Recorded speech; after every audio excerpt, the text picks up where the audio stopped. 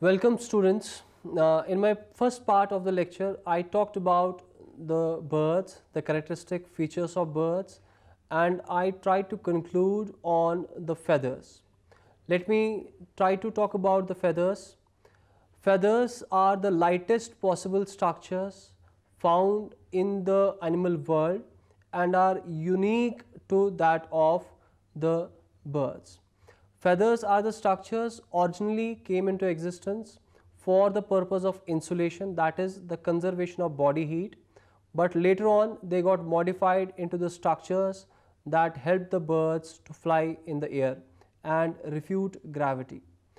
The structure of the feather is very simple and can be studied under two heads. One is the main axis and second is the broad vein. The axis is further divided into two parts. One is the calamus, the lower portion of the feather which we generally take in hand and has got circular circumference, and the rachis which is like the mid vein of the vein. The calamus or quill, which is also the other name of calamus, has got two openings. One is the inferior umbilicus and second is the superior umbilicus. It is by the help of calamus the feather is attached with the skin of the bird.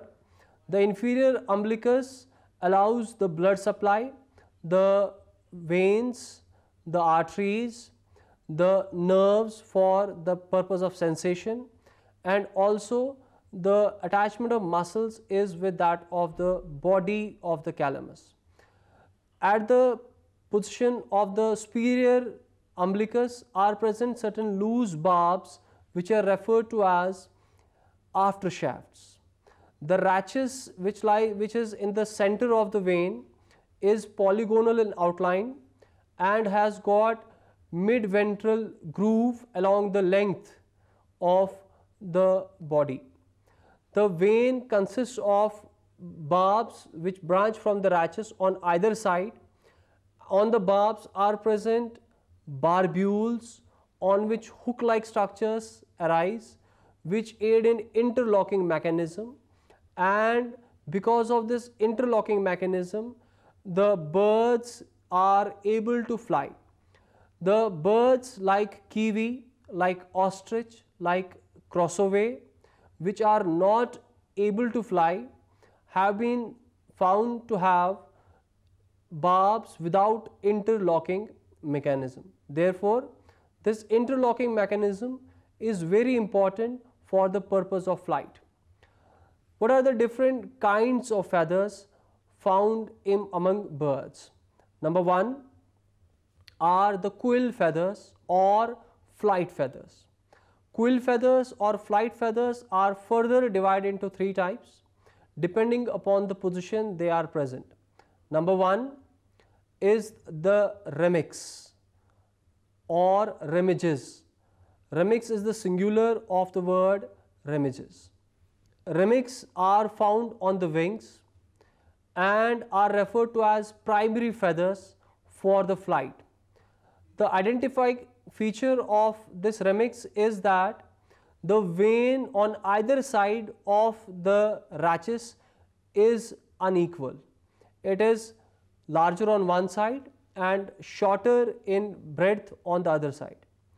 The rectrices are the second category of flight feathers which are found on the tail and are helping as the steering or rudder, and also help in counterbalancing during the act of perching. The third category of feathers among quill feathers are the coverts. These coverts are again found on wings but are the second category of feathers which aid in flight and are found on upper and lower surface of the wing, second to the primary feathers, that is remiges. The second category of feathers are referred to as contour feathers. As the name justifies, the contour feathers are present on the general body surface of the bird and help in giving these birds the compactness and also the streamline during the flight. They also aid in the insulation, the basic purpose of the evolution of feathers. The third category of feathers are phyloplumes, and the fourth category are the down feathers. These last three categories, that is contour feathers, phyloplumes and down feathers, have either no interlocking mechanism, as is the case with down feathers, or have got less developed interlocking mechanism because they have no role to perform as far as the flight is concerned. The down feathers are the feathers found in case of the newly hatched young one, that is newly hatched bird. As you may also have seen in case of the chicken that you prepare at your places, when we pluck all the feathers including contour, rectrices and remiges, the feathers that remain on the surface of the bird, that is on the skin of the bird, are the down feathers, and they have very loose barbs without interlocking mechanism. Now let us talk about the adaptations that a bird has to undergo for the purpose of flight. There is practically no organ or organ system present in the body of the bird which has not evolved or adapted for the purpose of flight. Flight is a feature that is peculiar to the birds, and for that purpose they need to have, number one, homeothermy and very high metabolic rate. And for the purpose of flight, the very important thing was to refute the gravity, which means that the birds had to have a very light weight, and therefore they have either lost the structure or they must have strengthened the other structure for the purpose of flight. What are the different aspects of the flight and the adaptations therefore a bird has encountered? Number one is the shape. The first purpose is the shape, and this shape has to be a streamline. Why streamline? Because birds have to avoid the friction during the course of flight, and this streamline body offers minimum resistance. The second is that the birds need to have the compact body, which they have achieved, number one, by having a strong but lighter dorsal side, that is the back portion of their body, heavier ventral side. This heavier ventral side help them to adjust the center of gravity and therefore equilibrium during the course of flight. Wings were present on the upper side of the body.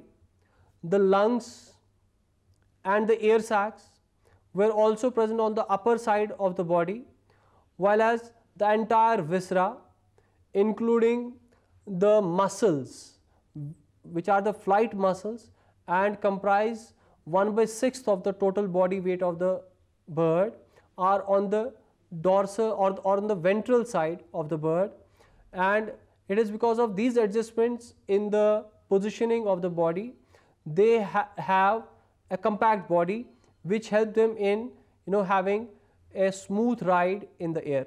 Third feature is the feathers that they have on their body. Feathers offered, number one, the streamline to offer minimum resistance during the course of flight. They were lighter also, therefore they never had an extra burden on the weight of the bird. They offered least possible friction during the flight. They also have interlocking mechanism, particularly the rectrices and remiges, that is the wing feathers and the tail feathers, which help them in having a sort of buoyancy force during the course of flight. They help them refuting gravity by giving them the thrust so that they could get up in the air, and above all they help them in the insulation, that is conserving the body heat which help them in having a very high metabolic rate during the course of flight. The fourth adaptation is the development of wing, that is the change of the forelimbs into the wings. Wings are the marvels of evolution, as has been rightly said by Huxley. The wings are broader on the front and they taper towards the posterior end, number one. Number two, they have got the convex upper surface and concave lower surface. Why the different surfaces, convex and concave surface? The convex surfaces on the upper side allows the quick movement of air during the course of flight above the surface of the wing. Because of this, there is least pressure on the upper side, while as the concave lower side of the wing allows least movement, least velocity or less velocity of the air while during the course of flight, and which offers greater pressure on the lower side. Thus, a bird can keep itself aloof in the air during the course of flight. Fifth adaptation was that of the short tail. In reptiles, we have long tails, but in birds, we have very short tail, and in the tail region, the vertebrae, they get fused to form a structure called pagostyle, and on the tail are present the unique feathers called rectrices, which have got equal breadth of the vein on either side of the rachis. This short tail helps them, number one, as a rudder or steering to change the direction during the course of flight, also acts as a brake when they have to settle down or when they have to land themselves on the land.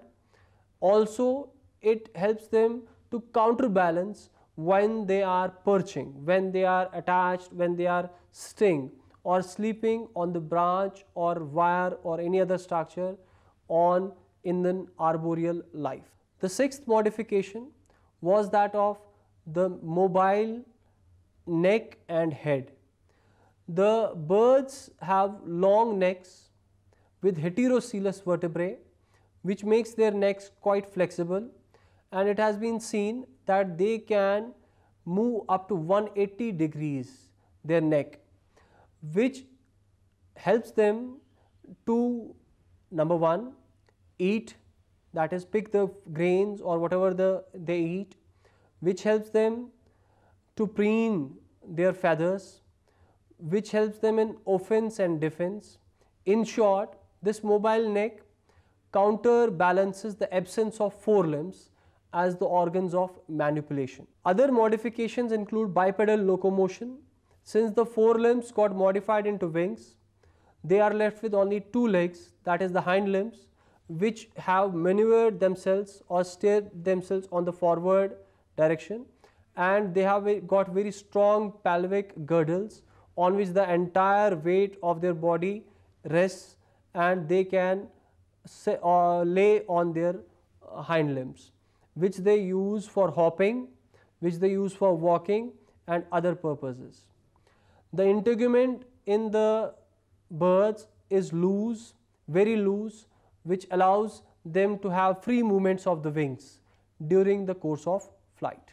They have the muscular system, which is highly developed, and the entire weight of the muscles is on the ventral side of the body, as I told you in the beginning only, which helps them to adjust the center of gravity, and the flight muscles are particularly in the breast region or in the sternum region of the body, and include two major muscles, that is pectoralis major, which helps in the lowering of the wings, and pectoralis minor, which helps in the elevation of the wings.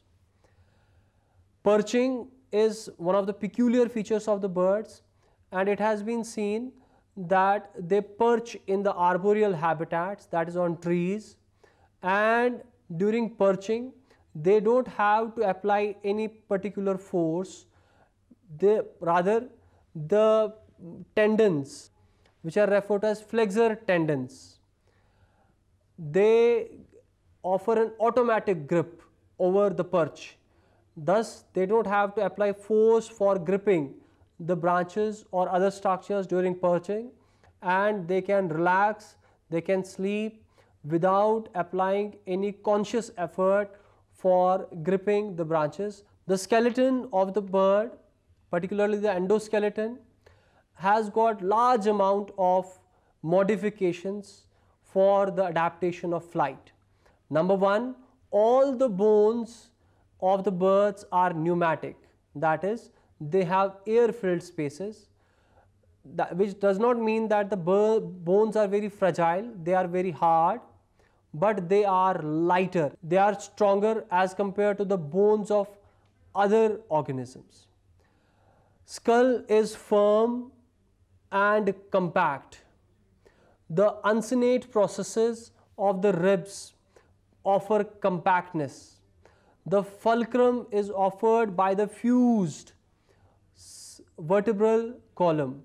Fulcrum is easy movements of the wings is offered by the fusion of the vertebrae of the vertebral column.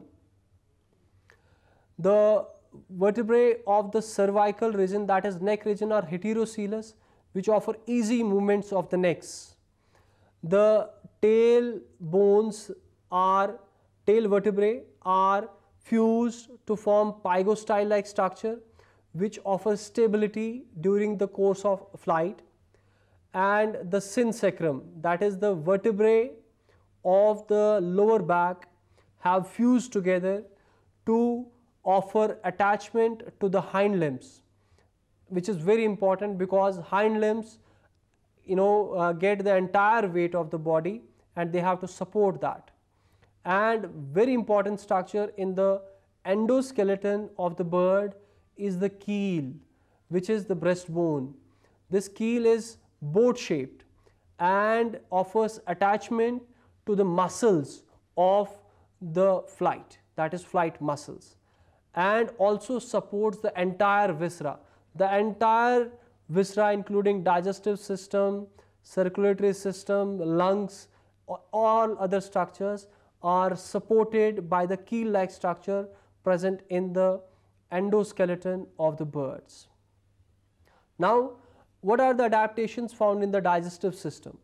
As I told you that birds have got highest metabolic rate and they have to keep homeothermic temperature inside the body.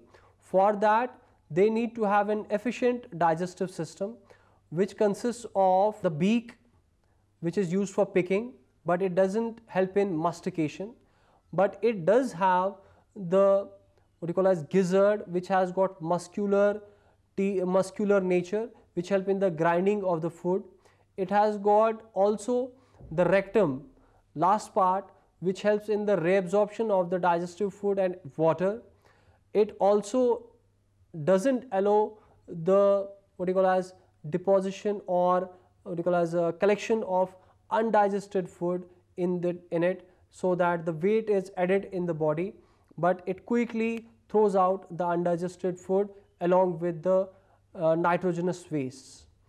Very important feature here to understand is that the digestive system is very efficient and the nature of diet the bird picks has got rich carbohydrate content and least fiber content, so that the entire food is digested and very little amount of it remains undigested, which is to be thrown out along with the nitrogenous wastes.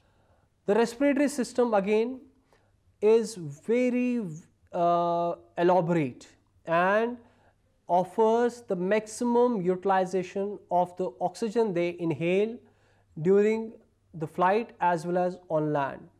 The lungs are inelastic, but it does not mean that lungs or respiratory system in them is underdeveloped.